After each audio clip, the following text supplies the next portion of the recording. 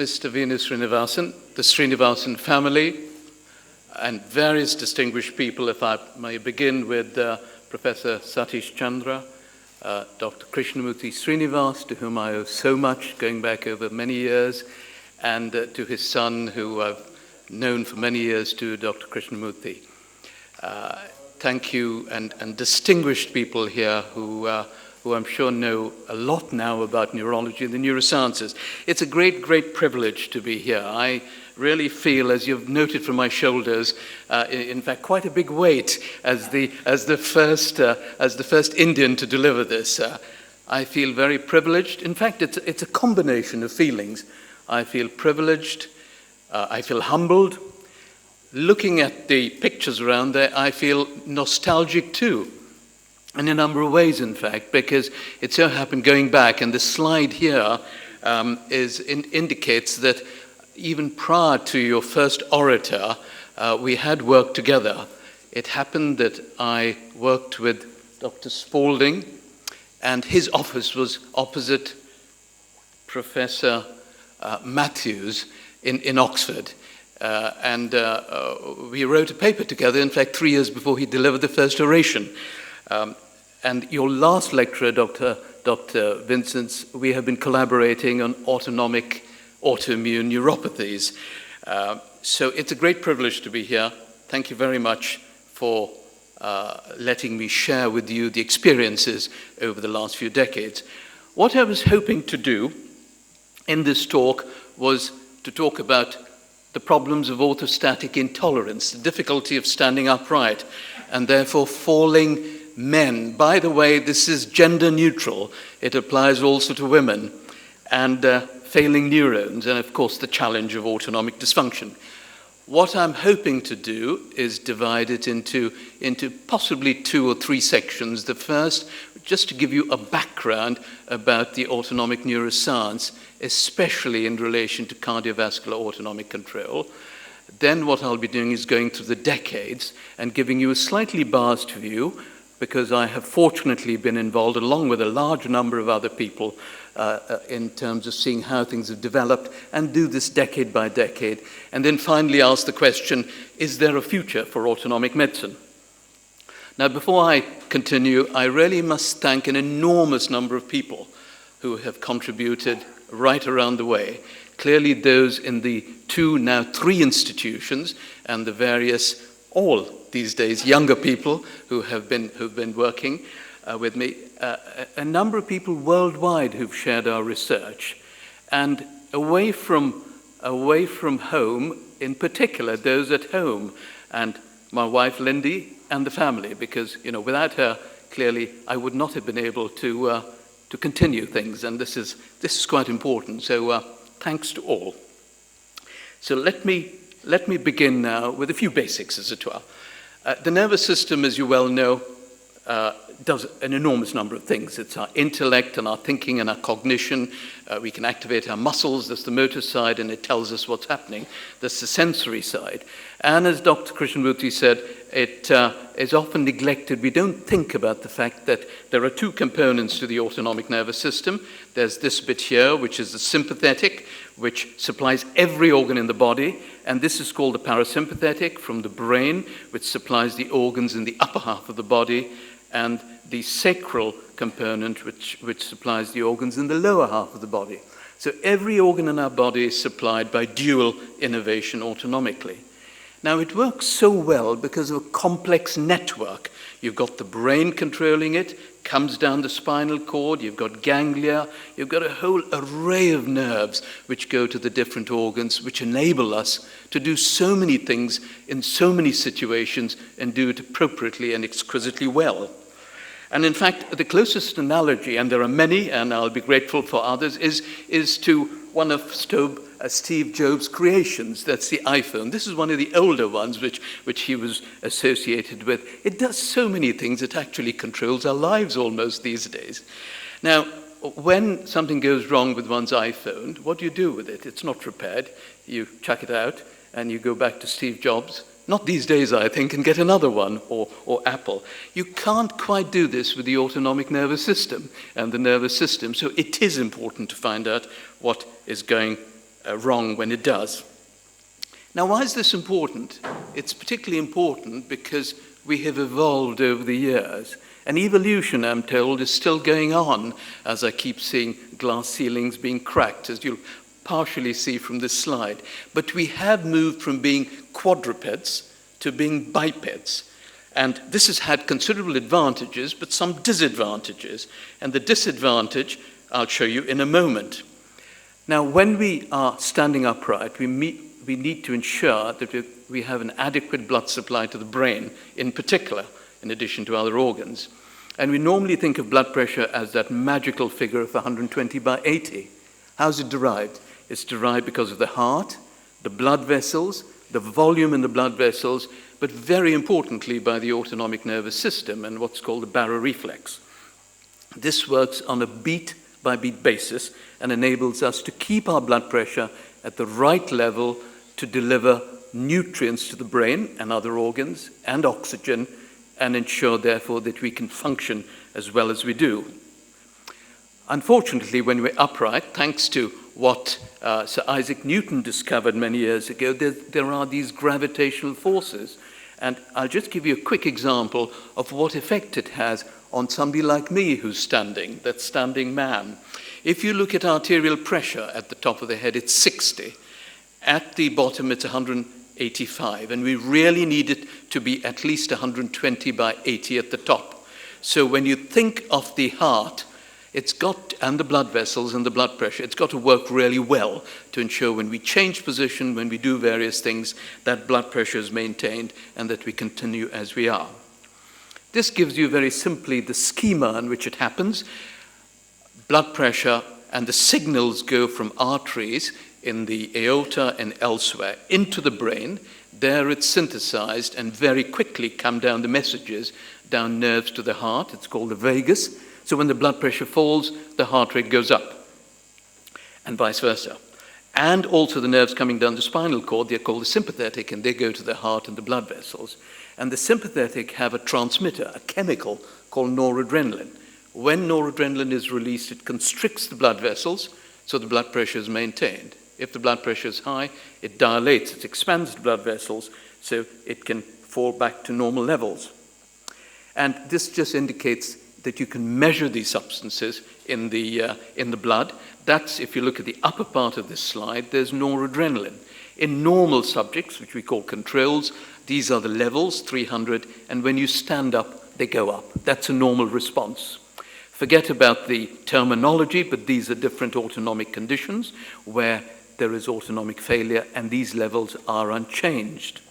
And I'll just point to two very rare patients. These are a brother and sister who have got an exquisitely abnormal enzymatic deficit, and they have absolutely no noradrenaline and also another substance called adrenaline. We'll just keep this in mind for later because I'll talk about a drug which has been used based upon the observations in these patients in particular. So everything works perfectly well. What happens when things go wrong? And I'm going to show you a slide now which indicates the blood pressure and heart rate. And if you look at the upper half of this slide, that's the systolic or the upper blood pressure, 120/80. Before, when one is upright, and after, this is in the laboratory, there's very little change in blood pressure because of the autonomic nerves maintaining it. If you look at the heart rate, again, it doesn't change a great deal. But in the lower half, you look at a patient whose autonomic nerves are not working. The moment they put upright, the blood pressure falls, and falls substantially. And the definition is over 20 millimeters. The moment they put back to the horizontal, it goes up. Now, this is known as orthostatic hypotension, or postural hypotension, and indicates that these nerves are not constricting the blood vessels, so the blood pressure falls. Incidentally, the nerves to the heart in this patient are not also working, because the nerves to the heart, which should raise the heart rate, are not operative too. So that's a typical example of orthostatic hypotension. Now, going back a little bit to the history, the word autonomic appeared on the scene scientifically by somebody in Cambridge, Langley, at the turn of the not the last century, but the century before that. And when you look back, and now I'm going to be going how the field has evolved, when you look back at what I call clinical publications, before the 1970s, there were some major ones, but they really were clinical publications. This wasn't solid science continuing, as it were. And there's some outstanding people there, two of whom, in fact, or three of whom I've worked with. That's John Spaulding and Roger Bannister. And we'll see a little more about them in a moment. The field spawned a number of Nobel laureates. So there was a lot of work going on. So basic science, but not the clinical applications. And there were reasons for that, because the environment wasn't quite right. But this changed in the 1970s. John Spaulding and his department started work on spinal cord injuries in particular. And this is one thing which led me into it. And also there were the chemical assays to measure noradrenaline and adrenaline. So people wanted to approach and solve high blood pressure and the neurogenic basis of high blood pressure. And which is where, and I hope you will not mind, I'm going to give you a few personal anecdotes as to how one got into it. And this will be in the non-bold components. In 1972, there were a number of what one calls life-defining moments, where things could have changed and did change quite remarkably. And I quickly add, I almost blew one of them. And that was when I was awarded a Rhodes Scholarship. And I think at the end, if I don't, Dr. Krishnamurthy will remind me about the relevance of this at the end, you see, of how being in this place has been of some importance. The Rhodes Scholarships take one to Oxford. And in fact, at the interview, I was asked, well, what are you going to be doing, Dr. Mathias, they said. And I said, well, I want to do clinical work. You know, I went into medicine and thanks to St. John's and what they taught me, I want to continue dealing with patients. So what did you want to do? They said, I'd like to do the MRCP, they said. And half the committee I know, in fact, I thought they were going to turn me down, said, but that's not a degree, that's a diploma. You've got to be doing a proper degree in Oxford, such as a PhD and so on. And I said, well, I really didn't want to do research. And they said, well, do research, because if you do research, you can then apply it to patients and hopefully apply it even better than if you were a basic scientist alone. So anyway, I did get it, which was good. That got me to Oxford. And of course, Oxford has two amongst many memories. In fact, the first that I got into the field, because that's where John Spaulding was, and in due course I joined his department and did his research, and also met my wife-to-be. So, there were two events at the time. Now, coming back to the field, why was I interested in the field of spinal cord injuries? And if you look at the left, that's the N, you've got a happy person over there. This was with the help of my daughter, our daughter, the eldest, who's quite artistic. And this shows the baroreflex, the afferents going in, the efferents, and then coming down the cord, the sympathetic. In a patient with a high spinal cord lesion, you've got a break in the cord, unfortunately.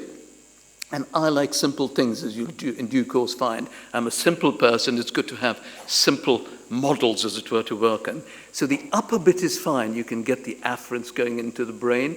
You can get it coming down to the heart. But there's a break between the brain and the spinal cord, and therefore the sympathetic to the blood vessels. Very distinct, if you look at the last column, from patients with whom I've spent a lot of time since then with what we call autonomic failure, where there's damage to the neurons in the brain, in the spinal cord, and sometimes even the nerves elsewhere. So far more widespread, so they're far worse off. And this is what one would see when one measured. I'm not going to go through the top half, that's the normal response. If you test a patient with a high spinal cord injury, you find that the blood pressure falls, as you can see here, but the heart rate goes up. And the reason is that the nerves come from the brain, and that's not damaged. So it raises the heart rate, but clearly not sufficiently to maintain the blood pressure. So many of these patients can faint also. Now, what was intriguing at the time, and this led to another component, was that these patients also have high blood pressure. They've got hypertension, as is shown here. You can see the blood pressure shooting up, for instance, when they have a spasm or the bladder contracts. It's called autonomic dysreflexia. And of course the question is this all clever stuff which you're measuring, does it really matter? And the answer is yes. If the blood pressure, and I hope I'm not going to get distressing anyone with these slides, If the blood pressure goes up too high, you can blow blood vessels in the brain and perish, as happened to this unfortunate patient. But the high blood pressure gave me the opportunity to collaborate as a very young man with a very senior person called Professor Sir Stanley Peart, who was at St. Mary's. He's now in his 90s, is probably the most remarkably brilliant clinician that I've met, but a brilliant scientist also, and a fellow of the Royal Society. And he was very interested, particularly in terms of how we would solve the autonomic basis of hypertension. So as we come on in the mid-70s, and I joined in 72 and so on, there was a lot of clinical, so this is now targeted clinical autonomic testing, and laboratories started beginning. I completed my PhD, which was awarded in 76, and at that time I asked my mentors, and there were two mentors. There was one Sir Stanley Peart, and the other one who was my external examiner, who was Sir Roger Bannister. And I said, I want to continue in the autonomic field. And they said, now come on, Chris, they said, let's be serious. It doesn't exist. It's very good to do a bit of research, to get your name up on the academic ladder and to write esoteric papers, but you better do something proper, do neurology or cardiology or an internal medicine. Actually, it was very good advice, which I've only partially followed. And this is where one should be captain of one's soul. This is like the Henley, being captain of one's soul and master of one's fate. You can do the first, the second depends upon a number of other factors. So I completed my clinical training, and then I was surprised when Sir Stanley Peart rang up and said, I'd like you to join me. I almost fell down as a result of it. He said, I think that there is a future with you working in my department. But he said, you're not going to just get in, you've got to be put through the hoops, which is when I had to go through the interviews and was fortunately awarded what's called a Wellcome Trust Senior Research Fellowship, which allows you to do clinical research, without the constraints of the high clinical load. So that took me to a place called St. Mary's Hospital Medical School. And this is an old print of St. Mary's, and it has a number of historical components, one of which I'll tell you now, and another one later at the end. One of which is that around here in the mid-1920s, there was an amazing discovery by somebody called Alexander Fleming. And this is an old slide. It has been cleaned since then, by the way, but that's where Fleming discovered penicillin. And little did I realize that I would then, when Sir Stanley Peart retired, take over his office, which was a floor above where Fleming discovered penicillin. He kept the window open, by the way, on a hot summer, and so the bacteria flew in onto the Petri dish, which is when he realized that. Since then, I've kept the window open every hot summer, but nothing quite remarkable has as yet occurred. But one never knows. Now, when I was awarded this, I was supposed to solve the neurogenic basis of high blood pressure. It wasn't autonomic, but to use that. And, I put my mind and heart into it. But I must say, I got sidetracked into studying patients with neurodegeneration, and in particular the rare disorders, and forgive me for using this terminology, PF stands for pure autonomic failure, which is a very isolated autonomic deficit, and MSA, which is like Parkinson's, but with severe autonomic failure. And later on with Parkinson's disease and other disorders. And that's where another moment came in. Sir Roger Bannister, as I said, had been my external examiner. And as Dr. Christopher Mathias said, he was noted for his athletic prowess and his sub-4-minute mile, but he was also a neurologist. He qualified at St. Mary's. He was mainly at Queen Square, but he also held appointments at St. Mary's, which is how the link began. So this is really circumstance. I'm talking about now being captain of one's soul, but you've got to be, your fate depends upon a number of other components. One's karma, I suppose, you see. And this is what led me to as I think, Chris, you used the word, the Mecca of neurology, which is Queen Square, the National Hospital at that time, called for nervous diseases, now for neurology and neurosurgery. So I'm going the wrong way. And this, by the way, is a picture of Sir Roger Bannister a few years ago. This was 10 years ago during the 50th anniversary of his sub-minute mile. We both look younger. He, as I said, this is 10 years later, and possibly me too, definitely me too, you see. And we still collaborate. He's retired, many years ago, but we still collaborate. And I'm sorry to put this up, but Chris, you mentioned it. We produced the 5th edition with him playing an active role. And we met fairly recently to talk about how the 6th edition is going to emerge with a lot of new effects. It's getting larger and larger, and I think, unfortunately, heavier and heavier as a result of it. So in the 1980s, I got sidetracked, and I continued now doing far more work on neurological disorders, as mentioned here.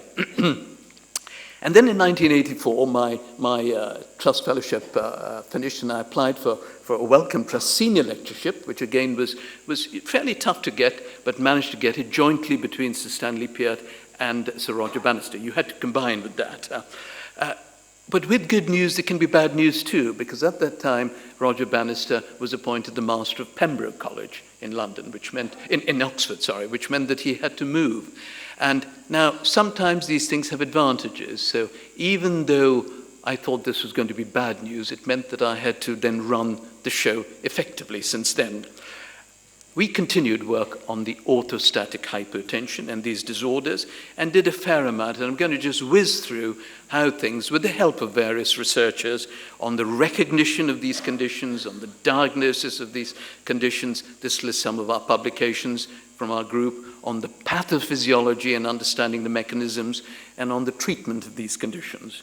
And there was a lot of basic and clinical research on how a whole range of factors in daily life, which can dilate the blood vessels. And I'll just give you 2 examples amongst this long list.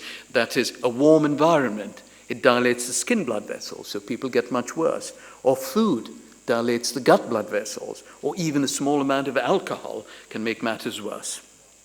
Why is this important?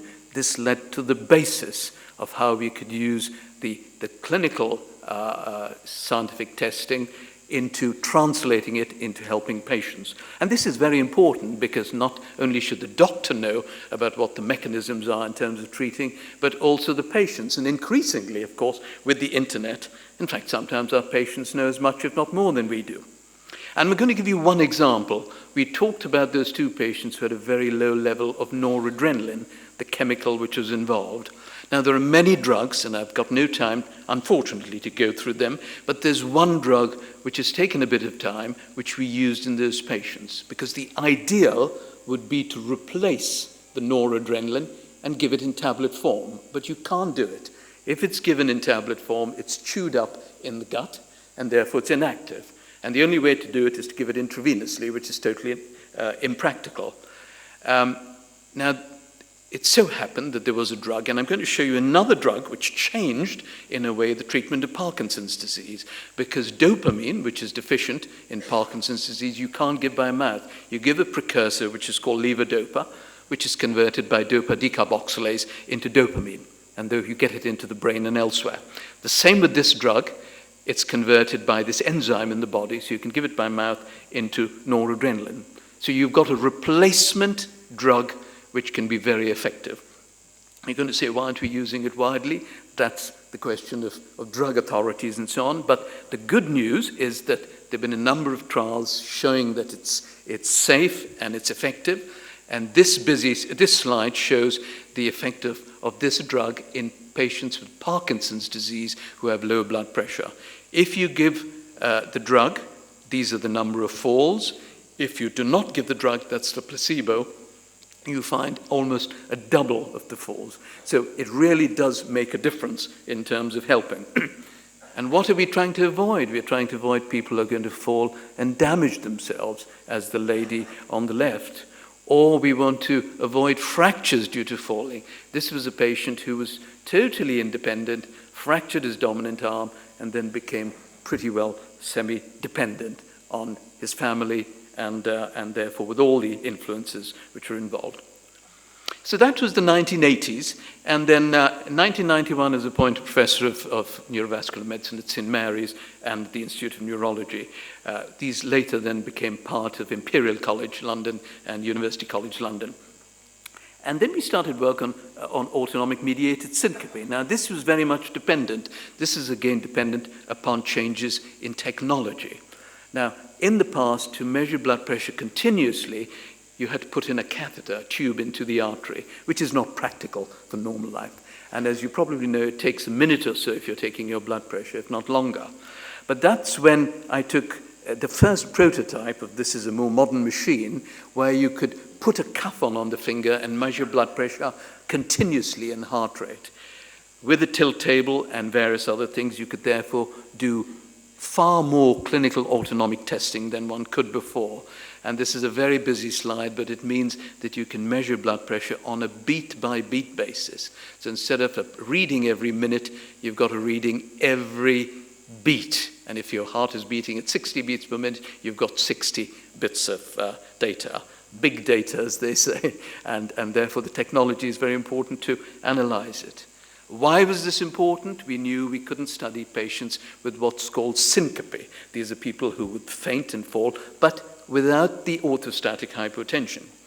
Now, this slide shows how common it is. This is taken from the data from Framingham, where they had what they call a closed community. And if you look at this slide here from the age of 20, it steadily goes up. So almost 50% have actually had a faint by the time they're in their 70s and 80s. So it's a very common condition.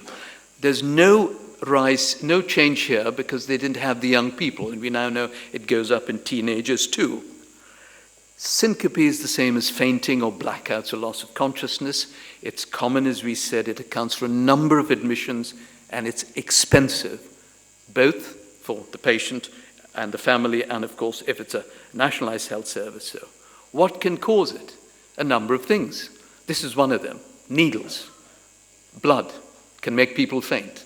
So something as simple as that can do it. And it's so important to test this, and this slide shows what happens in normal people, where we said there's no change. This is in one such patient, the blood pressure is drifting downwards, and this is when it's too low, they faint. This is another patient where it drops down very quickly, but make a note, it's both the blood pressure and the heart rate. So the nerves which are working perfectly withdraw their activity, no noradrenaline, they dilate, the blood pressure falls. Why the heart rate increases is anyone's guess. This is where the $64 million question comes in still. Can it affect even tough people such as here? Yes, this is one of the Queen's toughest regiments that and there this gentleman's collapsed. It is on a hot day. And when you think of it, it could be catastrophic. His bearskin helmet has actually helped him. So if you didn't have that, you can quite see the trauma and the problems which can be caused. And this is taken from another patient of mine on testing, where, as you can see, the red is the heart rate.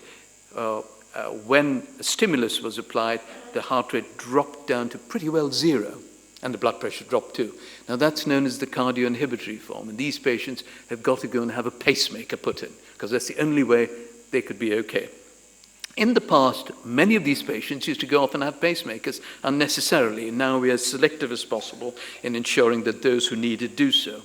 Oh yes, this is to remind me of one thing, that today is Valentine's Day. And of course, we've got to think about romantic situations, emotional situations, and there's a lovely word in the English language which is swooning. And so here's this young lady swooning in the arms of this gentleman. Why is it important to have a good autonomic education? You can see it in the young man, I don't know how young he is, but who's with her. Because if you note, he's checking with his left arm on her cardiac apex. So he's ensuring that the heart's okay. But have a look at his right hand. He's actually feeling the radial pulse. This is the distal pulse there. So obviously well trained in an autonomic department. And on an appropriate day too. By the way, this was not a scientific slide. This was taken from one of our patients' Mills and Boone story. These are light reading which caught my eye on a round. So in the 90s, things changed dramatically because the numbers of patients we were seeing, because it's a very common condition, and where testing went up, and this is what we call autonomic mediated syncope. But then another thing happened in the next decade at the start of this millennium, and that's a condition called the postural tachycardia syndrome. Now this shows on the left the normal response, which you know as well as I do. You've seen plenty of those slides. But have a look at this here. The blood pressure may be low but doesn't fall. So it's not orthostatic, it's not like autonomic mediated. But have a look at the heart rate. It's going up quite a lot, almost to 120, 130, and the moment they're back to the horizontal, it falls.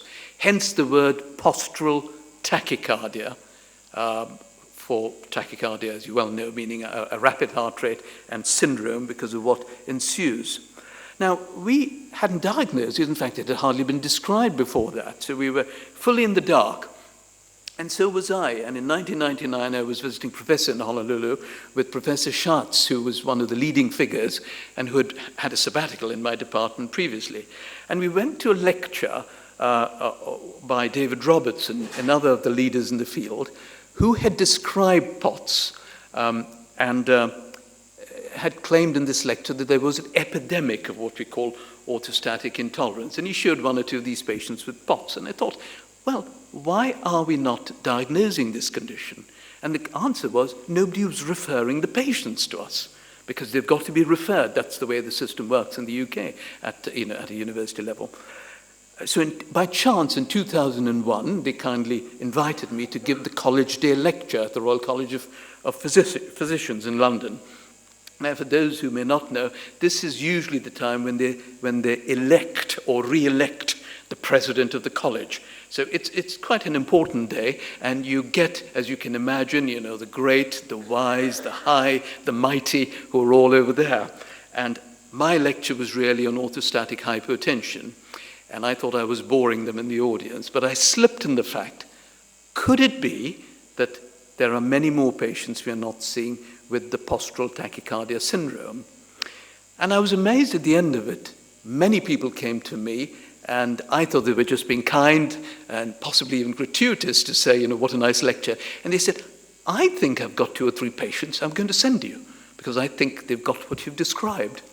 So that's how it started rolling, and we started getting these patients with the postural tachycardia syndrome. And what are their characteristics? They're usually women, not exclusively, young. They have postural, exertional, and after food dizziness. They have palpitations, some of them faint. I thought at the time that they were what I call disproportionately disabled, and I didn't know why, because clinically there was really very little to find. And the definition is the heart rate goes up by 30 beats per minute when they're standing, or 120 beats per minute, but without a fall in blood pressure. And this is an example of what happens if you use one of the techniques where people can go home and measure their blood pressure all the time. That's a normal response. You can see there's a little change in heart rate depending upon what you're doing. This is a POTS patient. The blood pressure doesn't fall, but can you see here, it's going up and down, up and down. This reminded me, in fact, of the Manhattan skyline. And I don't know whether I should be proud or otherwise. The London skyline now has taken over. Certainly in Bangalore, the Bangalore skyline, I think, can justify. We haven't yet had enough time to look at the Chennai skyline, but it could be following suit. So you get these spikes which are related to the heart rate going up when people are upright. Now, there are many causes and associations, and this very busy slide lists it, you see. But is it cause or is it coincidence? I mean, all our patients usually have two arms and 2 limbs, but that doesn't mean that it causes POTS. But the one thing which did strike us was this thing. We found that a number of these patients were joint hypermobile. Now, by pure chance, I was having, in fact, this was a cocktail party to celebrate a very famous autonomic person by the Vice Provost of UCL. And he introduced me to somebody called Professor Graham, who's the world authority on the joint hypermobility syndrome. And he was going to go to the States to collaborate because he found a number of his patients were dizzy, and he didn't know why. And I found a number of my patients had joint problems, and not being a rheumatologist, I didn't know why either. So the 2 of us met, and of course things have changed tremendously since then. But I'll just give you an example of how, at the time, just before this happened, there was a patient, and this is a nursing sister in the north of England, who I'd been following for many years. She had a tachycardia. We had investigated her to the hilt. Nothing was found. She wanted to come back every year, and we wanted to follow her because we said, one day we'll know what the answer is. So one day she came to the clinic, This was the early part of 2000, said, did I know that she was a top ballet dancer in her youth? She was in her late 40s, 50s at the time. And I said, no, this is not the usual question which is in my repertoire. So she said, I am good, and I'll show this to you. She said, I'm not quite as agile as I was before. This, by the way, is in our audiovisual department, not my outpatient clinic, as it were. But there she was doing this, which you're not impressed about, but I was. Then she could do that. And she could do that too. And again, I'm sure most of you are not impressed at all with that, you see.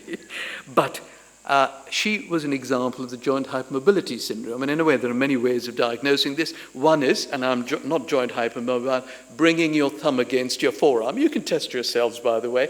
If you can see daylight like me, you don't have it. If you do, you could have it. Now, there are many positives in having it. You could be a top gymnast. You could be a top dancer, ballet, Bharatnatyam, and so on. So you may have no problems at all. So why some patients have POTS remains to be the question. And of course you wondered, what has joints got to do with tachycardia and the autonomic? And it's seen here in this slide, which is part of the ways we're going. Still have got to solve this, a lot of research going on. This is the same patient, the feet of the same patient. And on the left, the paler side is with the patient lying flat, so there's no gravity coming in. On the right is the patient standing, and it goes a violaceous blue. And the reason is it's dilatation. So the veins and the blood vessels are dilated, the blood pressure starts falling, your heart's got to beat much faster. Now, I'm sure there are slightly more complex explanations, depending on nerves and blood vessels and so on, which is being addressed at the moment. But these are some of the clinical clues which help, in fact, on the basic side. So it can go the other way. Basic science helping the clinical side, but sometimes clinical side helping in terms of newer and better basic work. And I just want to reassure people over here, if you've got the joint hypermobility syndrome, only a small proportion get POTS. So affecting the gut, in particular affecting the bladder, in particular affecting what we call the abnormal release of histamine. Now, many of these patients go to many doctors, different specialists, who cannot put these together. And therefore, they come under this marvelous diagnosis of what's called medically unexplained symptoms, which in a way doesn't tell you anything. And quite often, and sadly so, the serious side is many of these patients are sent to psychiatrists when they don't need to be sent to psychiatrists. And some can become quite embittered with the profession as a result. So how have things changed? It's true. Well, I've been whistling through things in the 70s, so there's really no autonomic laboratories then. Spinal injuries came up. Then the neurodegenerative disorders, where there's failing neurons. Then the intermittent disorders in the 90s. In the new millennium, the postural tachycardia syndrome, and now the other autonomic syndromes in association. And in 2012, I've just put that in there, this is a charitable trust, which is to clearly increase research into prevention and cure, but also to raise awareness, not amongst the public specifically, but amongst our own profession, because there are quite a lot of people in medicine practicing, and of course at an undergraduate, who are not taught about the autonomic nervous system and problems. So I come to the last bit of my talk, which is, does autonomic medicine have a future? And I look back upon this and I thought, my gosh, how time has flown, you see. And I just give you a few slides which it shocked me a little bit, because I was first appointed a consultant in 1982, and that was at St. Mary's. And in 1982, Princess Diana gave birth to Princess William at St. Mary's, the private wing called the Lindo wing. And I think Lindy was there too. We were on the right and clearly trying to take pictures, but there were too many crowds. This is taken from more official photographs. So that's 1982. And in my first wave of sort of semi-retirement in 2013, when I was spending far more time because I was a senior consultant working in the Lindo wing, it did come back to me. This was 30 years later. There was now the little Prince William, now the big Prince William, and their Prince George, now the little Prince George. And 30 years had really flown by without my even realizing it. It also talked about continuity, but also change, because you see the difference even in the attire which they're wearing, as it were. And of course, coming back to this question, I thought, well, Emerson's famous quote, you see, life is a journey. I know it's sped fast and maybe I've enjoyed myself, and it's not a destination. But we really do need figures in science, so we do need to find out exactly what has been achieved, what's happening. And so I just look back at some data. This is taken from our joint units. And if you look in the 80s, when we started keeping records, there were less than 500 patients tested. In the 90s, this doubled. It might not look a lot because of the syncope and the technology. And in the new millennium, it's gone up and up and up and up. I don't give you the figure, the latest ones, they're right up here. And we've got huge waiting lists. So sometimes with success, you've got the problems also which emerge, but the numbers of staff are being increased steadily. So a whopping great change over this period. Why do I think it's going to increase further? Because of the changes in autonomic neurovascular technology. Now we're doing joint work with Professor Lord Darcy and Professor Yang, who head bioengineering. This shows you a Bluetooth device. You can put this on the ear and you can measure heart rate, temperature, activity. This is a camera where you can measure diet and the rest. And the big advantage is by telemetry, you could be sitting at home and looking at all the data. So sitting with your son, in my case it would be grandson, looking at all this information. It could be right across the world. So these advances are going to change things even further. And then I talk, and I'm glad, Mr. Srinivasan, I asked you about this, about HGVs, you see, but these are high growth and volume areas. I've only talked about because we've had to focus on syncope, on POTS, and on Parkinson's disease. We haven't really touched the huge volume areas, one of which is diabetes. And Dr. Krishnamurthy pointed out that 20% of them now may have an autonomic problem, and certainly a neurological problem. And of course, an area I take an increased interest in, which is the elderly. Again, there are 125 million in India alone, and these have a number of problems with falls and so on, and autonomic problems. So there's really a huge, huge, huge area or areas to be studied still. So, can I answer the question? And the answer is, I hope I can. Autonomic medicine, I think, is a super specialty within the clinical neurosciences. It's reductionist, but the advantage is it brings together other specialties such as neurology and cardiovascular medicine. It's important for both diagnosis and treatment because they are evidence-based, and that's very important these days. Integrative medicine is essential, and I think holistic care is really the key to this. It's for the benefit of our patients. So I really am very glad in a way that I followed my instincts partially. I continued in this field when there didn't appear to be a field. I think it's got a future. I think it helps a number of patients. And I'm pretty sure that it's going to go and continue and grow stronger and stronger with a lot of young people in the field. So on that, ladies and gentlemen, thank you so very much for listening and giving me this opportunity.